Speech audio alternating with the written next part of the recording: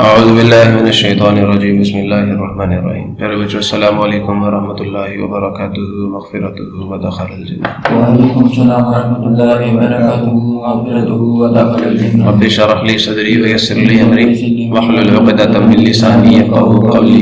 Rabbi ज़िदनी इल्मा rabbi ज़िदनी इल्मा rabbi ज़िदनी इल्मा। अल्लाहुम्मा इन्नी अस्अलुका इल्मन नाफ़िअन व रिज़्क़न तय्यिबन व अमलन मुतक़ब्बलन। अल्लाहुम्मा अल्लिमनी अल-किताब वल हिसाब। अल्लाहुम्मा ज़क्किरनी मिन्हु मा नसीतु व अल्लिमनी मिन्हु मा जहिलतु। अल्लाहुम्मा खुज़ बियदिक।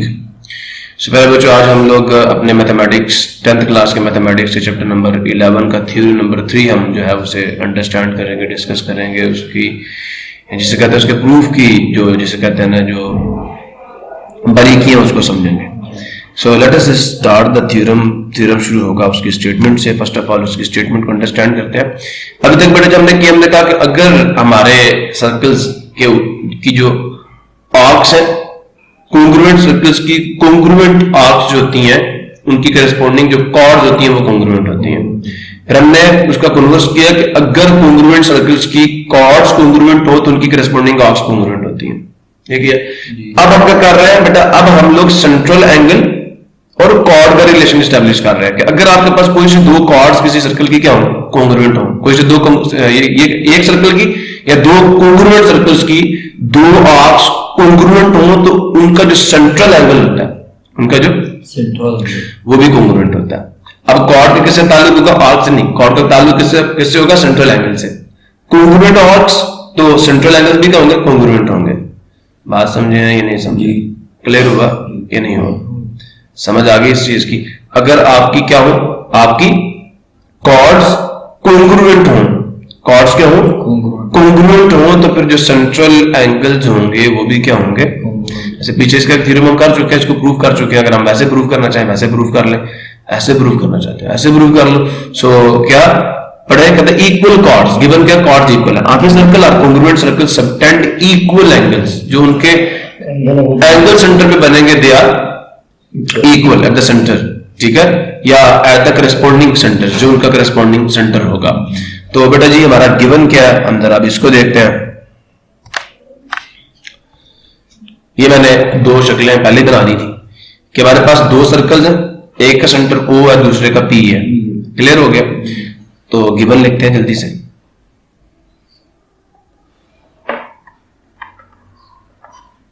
A B D C and A prime B prime D prime C prime are congruent circles with what? Centers O and P respectively, so that क्या जी बोले? कौन सी कॉर्ड? ये बनाई नहीं है यहां पे। इफ यू वांट मैं यहां पे वैसे आपके लिए डॉट डाल देता हूं। कौन सी कॉर्ड जी? CB या BC जो कॉर्ड है आपकी H chord BC is congruent to chord B prime C prime, it is also chord. Clear हो गया? अच्छा बात है कौन से सुने आप? टू प्रूव क्या हमारा जी, हमने यहां जाहिर क्या करना है, शो क्या करना है हमें? तो बेटा जी शो ये करना कि ये सेंट्रल एंगल जो इस कॉर्ड ने यहां बनाना है। ठीक है, angle BOC is congruent to angle B prime PC prime, ये हमें शो करना है। कंस्ट्रक्शन क्या होगी हमारी? बेटा जी कंस्ट्रक्शन ये है कि हम क्या लेते हैं यार, ये वाला एंगल है ना, ये वाला इसके कॉन्ग्रुएंट नहीं है। हम कहते हैं लेट, बाय कॉन्ट्रडिक्शन प्रूव कर रहे हैं, let angle BOC is not congruent to angle B prime PC prime. अगर कॉन्ग्रुएंट नहीं तो इसका मतलब इक्वल होंगे। तो हम फर्ज कर लेते हैं ये वाला एंगल बड़ा B प्राइम P, हम एक पॉइंट लेते हैं यहां पर, नया पॉइंट जिसको हमने D प्राइम का नाम दे दिया। ठीक है, समझा? Take a point D prime on what? Circle क्या नाम है उसका, A prime with centre P such that what angle BOC, ये वाला एंगल जो है ये कोंग्रुएंट है किसके, angle D prime PC, D prime PC prime. ठीक है जी, फुल स्टॉप। यहां तक किसी को मसला हो? चलते हैं बेटा प्रूफ की तरफ। जी बताएं जरा मुझे कहां से स्टार्ट करेंगे। हमारी कंस्ट्रक्शन है, क्या कंस्ट्रक्शन है जी, कि एंगल BOC जो है ये वाला एंगल हमने इस एंगल के कॉन्ग्रुएंट ले लिए, यही किया ना हमने। Angle BOC is congruent to angle D prime PC prime. Problem किसी को? गुड। अगर ये हो गया हम इसको क्या देते हैं अमन, तो बेटा मैं इससे ये डिड्यूस कर सकता हूं। हमने मेरे बात और से सुना, अगर ये वाला एंगल इस एंगल के कॉन्ग्रुएंट है तो फिर मुझे ये बताएं ये जो आर्क होगी, ये जो आर्क होगी ये कॉन्ग्रुएंट होंगी नहीं होंगी? क्यों? वजह arcs corresponding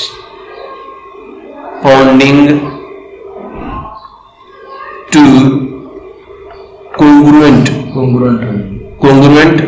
circle congruent central angles क्या होती हैं? वो क्या होती हैं? Are congruent। तो इसके करस्पॉन्डिंग आर कौन सी है? मैं लिखता हूं पूरा करके, BDC। ये आर्क का मैग्नीट्यूड बराबर होगा मैग्नीट्यूड ऑफ आर्क D, और यहां पे कोई पॉइंट ले लो P prime, D P prime, हाँ D prime P prime C prime. Problem किसी को? अच्छा बेटा पहला थ्योरम क्या कहता है बताएं? पहला थ्योरम अगर आर्क्स कॉन्ग्रुएंट हो, बेटा जी मैंने ये पॉइंट नीचे लिया ना अभी अपने पास, ठीक है क्लियर हुआ नहीं हुआ? सिर्फ इसलिए कि ये वाली आर्क ले रहा हूं मैं, अदरवाइज बुक में उन्होंने ये नहीं लिया, उन्होंने डायरेक्ट किया CB और C प्राइम D प्राइम। आप लिख दें बेशक, आप ना लें बीच में D, तो क्या जी ये BC हो जाएगी और ये D प्राइम C प्राइम हो जाएगी। ये वाली नीचे वाली की बात कर रहा हूं, क्लियर हो गया?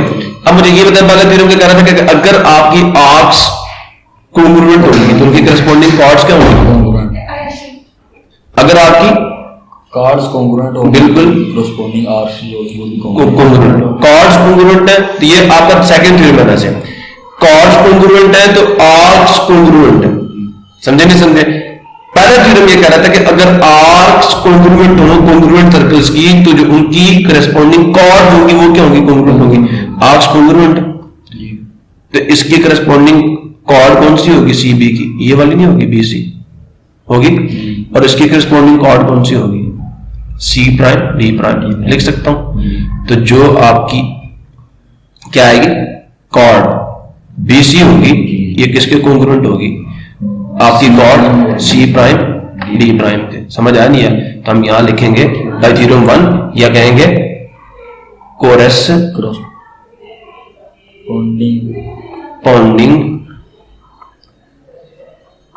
chords of congruent arcs are congruent। Clear हो गया? मसला किसी को यहां तक हो तो पूछो। इसको जरा नाम दे देना 1 का, वो 1 थी, फिर ये इसको हम 2 कह देते हैं, इसको 3 कह देते हैं, ठीक है? अच्छा बेटा जी बात बताओ, आपको बात गिवन भी थी? क्या बात गिवन थी? ये BC के बारे में तो बात गिवन भी थी। BC कॉर्ड BC किसके कॉन्ग्रुएंट थी? प्राइम D और prime C prime B prime के, B प्राइम C प्राइम के, ये थी ना हमारा गिवन ये था। और अगर हम सपोजिशन को सही मान ले तो फिर तो ये आएगा, मतलब BC CD के कॉन्ग्रुएंट आएगी, ये C प्राइम B प्राइम के कॉन्ग्रुएंट नहीं आएगी। जरा बेटा गौर करना, गौर करना। ये गिवन था। तो मैं अगर इन दोनों को कंपेयर करूं फ्रॉम 3 एंड 4, क्या होता है जी, BC दोनों में कॉन्ग्रुएंट एक ही है, तो इसका मतलब क्या आ जाएगा, C प्राइम D प्राइम क्या आ जाएगा, कॉन्ग्रुएंट आ जाएगा B प्राइम C प्राइम के। ऐसा ही है। ये कब पॉसिबल होगा कि ये वाला टुकड़ा इस बड़े टुकड़े के बराबर आ जाए, जब आपका ये पॉइंट भी इसी के जगह पे चला जाए। ऐसा ही है ना, और सुन रहे हो जी भाई, तो क्या कहूंगा अब यहां पे, this is possible only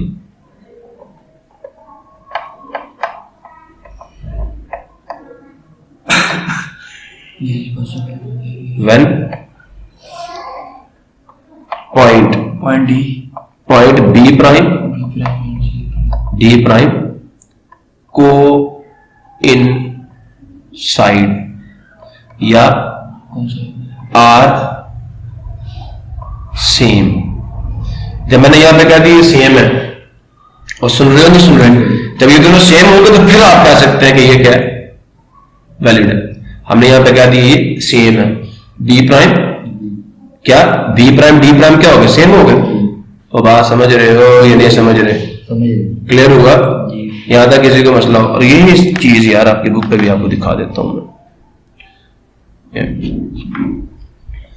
Which is possible only when C prime and D prime are, ठीक है, they coincide with each other, जब ये दोनों एक दूसरे के साथ coincide करें, फिर क्या होगा, इससे हम क्या डिड्यूस करेंगे, अगर ये दोनों coincide कर जाते हैं, ये दोनों coincide कर जाते हैं, मतलब ये वाला पॉइंट और ये वाला पॉइंट सेम हो जाते हैं, तो उससे हमारी डिडक्शन ये होगी कि बेटा जी फिर ये वाला एंगल, ये छोटा एंगल और बड़ा एंगल भी सेम हो जाएंगे। तो हम ये कहेंगे एंगल, ये कहां से हमने डिड्यूस करना, इस स्टेटमेंट से 6 है, हेंस क्या हो जाएगा, एंगल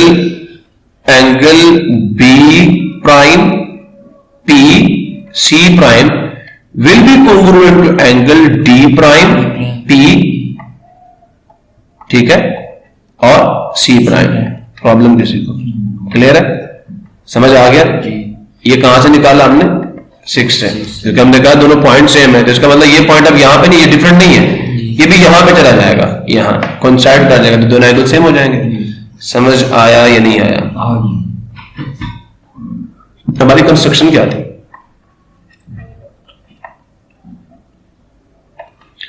कंस्ट्रक्शन क्या थी कि हमारा ये वाला एंगल BOC कॉन्ग्रुएंट है किसके, angle D prime P C prime के। और सुन रहे हो, इसको 7 कह दो, इसको 8 कह दो, तो कंपेयर करो दोनों को, ठीक है, फ्रॉम 7 एंड 8, क्या बात साबित होगी, दोनों में सेम चीज आ गई है ना, तो इसका मतलब हमारा एंगल BOC भी कॉन्ग्रुएंट हो जाएगा इस एंगल के। हमने इसको सेम किया ना, सुन रहे हो नहीं सुन रहे, D को और C को सेम कर दिया, तो फिर ये दोनों कॉन्ग्रुएंट हो गए।